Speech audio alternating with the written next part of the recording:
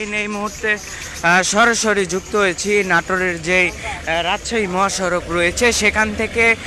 আপনারা কিন্তু স্ক্রিনের সামনে দেখতে পাচ্ছেন যে একটি ট্রাক একটি বাস সংঘর্ষ। আপনারা কিন্তু স্ক্রিনের সামনে সরাসরি দেখতে পাচ্ছেন যে যে ট্রাক, সেই ট্রাকের মাথার অবস্থা, আবার যে বাস, সে বাসের অবস্থাও কিন্তু আপনাদের দেখতে পাচ্ছেন। এখানে কিন্তু অনেক মানুষের দেখাও পাওয়া গেছে। এখানে কিন্তু আমরা যে বাসের পরিস্থিতি, যে সার্বিক বাসের পরিস্থিতি, সেই পরিস্থিতিও কিন্তু আমরা দেখাচ্ছি। দেখতে পাচ্ছেন আপনার বাসের যে কাজগুলো রয়েছে সেগুলো কিন্তু একদম আপনার ঘটনাস্থলে অ্যাক্সিডেন্ট হওয়ার পরে কিন্তু নাটোরের যে ফায়ার সার্ভিস এবং যে হাইওয়ে পুলিশ টিম রয়েছে তারা কিন্তু অতি দ্রুত এসেছে। আমরা কিন্তু সেটি সরাসরি দেখানোর চেষ্টা করছিলাম। এখানে আহতর সংখ্যা রয়েছে, তবে নিহত আছে কিনা সেটি জানার চেষ্টা করব।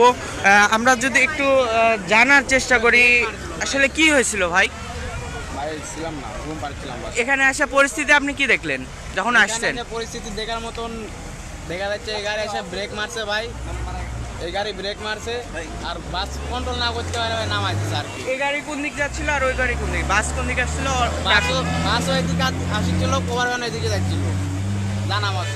হ্যাঁ দর্শক, আপনারা যেটি জানতে পারলেন যে ব্রেক নিয়ন্ত্রণ আর এখানকার স্থানীয় যারা জানিয়েছেন তারা কিন্তু জানিয়েছেন আমাদেরকে যে ব্রেক নিয়ন্ত্রণ হারিয়েই কিন্তু এই দুর্ঘটনাটি ঘটতে পারে। তবে আমরা যদি একটু আপনাদেরকে রাস্তার যান চলাচল সার্বিক পরিস্থিতি যদি একটু দেখানোর চেষ্টা করি, আমরা কিন্তু এখানে দেখতে পাচ্ছি যে রাস্তার যে যান চলাচল সেটি কিন্তু সার্বিক পরিস্থিতি ভালো রয়েছে।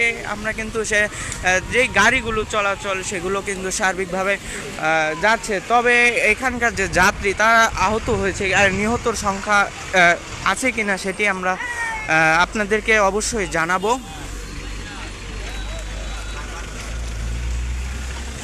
আপনার স্ক্রিনের সামনে অবশ্যই দেখতে পাচ্ছেন যে ট্রাকের অবস্থা, সেই কাভার ভ্যানটির অবস্থা কিন্তু আপনাদেরকে কিন্তু দেখানোর চেষ্টা করছিলাম। আপনারা সরাসরি দেখছিলেন। আপনারা কিন্তু এখানে দেখতে পাচ্ছেন যে কাভার ভ্যান, সেই কাভার ভ্যানের অবস্থাটি কিন্তু আপনাদেরকে আমরা দেখানোর চেষ্টা করছি। আপনারা কিন্তু দেখছেন।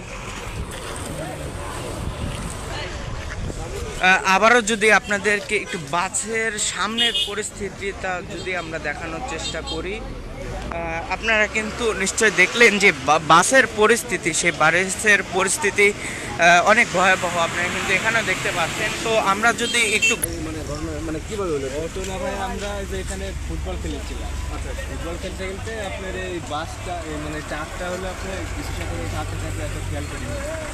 পরে গাড়ির আপনার শব্দ পায়, আমরা ঘুরে দেখি বাস এখানে আসছে, তাকে ব্রেক নিয়ন্ত্রণ করার জন্য যাত্রী ছিল করার জন্য ওই পাশে নামাইছে, হালকা বাড়ি খায় ওই পাশে নেমে আসার পরে কিন্তু আহত হয়েছে বা নিহত হয়েছে ছিল। হেল্পারের অবস্থা খারাপ, নিহত হয়নি কেউ, এখন আহত, এখন হাসপাতালে গেলে পরে দেখা যাচ্ছে যে হেল্পারের অবস্থা খুবই খারাপ।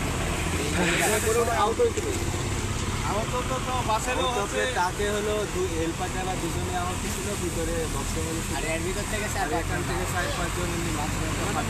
দর্শক, আপনারা যেটি জানতে পারলাম যে বাসের যে হেল্পার ছিল সে কিন্তু গুরুতর আহত হয়। এছাড়াও কিন্তু যে 10-12 জন আহত হয়েছে, স্থানীয়রা কিন্তু আমাদেরকে জানিয়েছে 10-12 জন আহত হয়েছে। সে আহতদেরকে কিন্তু নাটোরের যে আধুনিক সদর হাসপাতাল রয়েছে তাদেরকে কিন্তু সেখানে নেওয়া হয়েছে।